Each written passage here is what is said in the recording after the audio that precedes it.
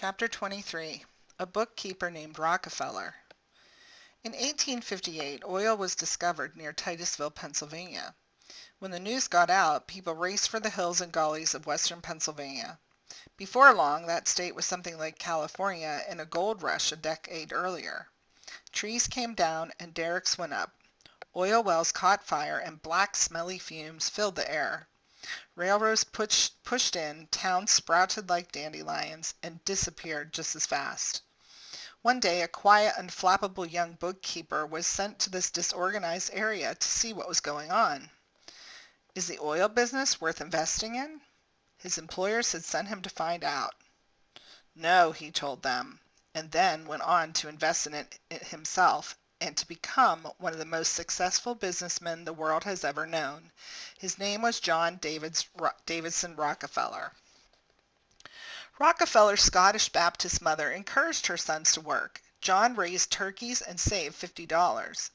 When a neighbor asked to borrow the $50, he lent the money and charged $3.50 interest. It was a lesson he never forgot. Money could be made to earn money. That is what capitalism is all about. Some say John D. Rockefeller was the greatest capitalist who ever lived. Others say he almost destroyed capitalism for everyone else in America. One thing is certain, he soon brought order to that disorderly oil business. He saw that the money to be made was in oil refining. In 1863, he was 24. He and a partner bought a small oil refinery. With his efficient methods, it quickly grew large. Rockefeller began buying his competitors. If you have oil to sell, there are two costs that are important: the cost of the oil and the cost of transportation. You need to get the oil to buyers. Because there were competing railroads, and because he had quite a bit of oil to ship, Rockefeller made the railroads give him special prices to ship his oil. Actually, what he did was to pay the full price like everyone else. Then he got the railroads to give him back half of what he paid. He did that secretly. It was called a rebate or a kickback, and it wasn't fair. It meant he could charge less for oil than his competitors did. Soon he put most of them out of business.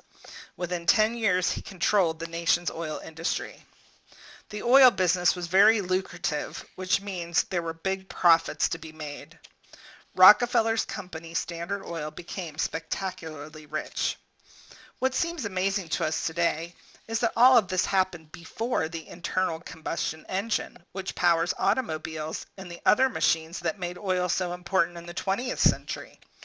That oil brought hundreds of millions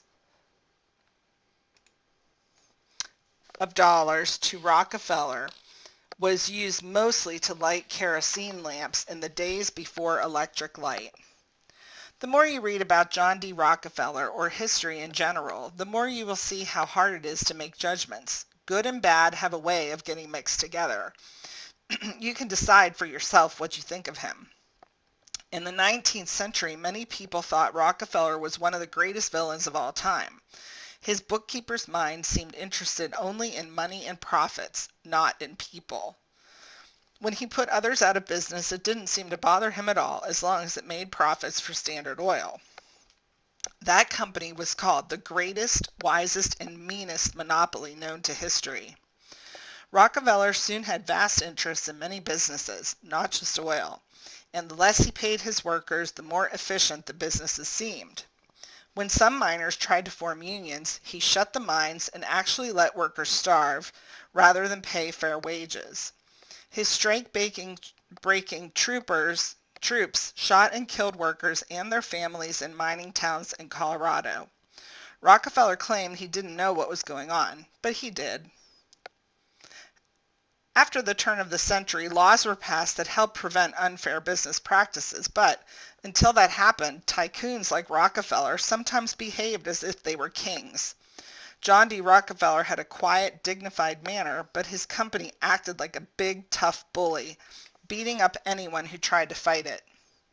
But as I said, making judgments is difficult. Because it was so well organized and managed, Standard Oil helped make American businesses grow into world leadership. and it made life better for most people by bringing products to market at a low price. Like Carnegie, Rockefeller gave away vast sums of money to help others. He didn't have to do that. Many of the business barons of his day kept all they earned for themselves.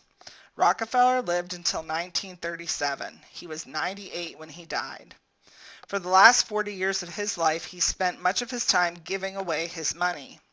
While Carnegie gave away 90% of his fortune, Rockefeller was orderly and precise, gave away exactly half of his.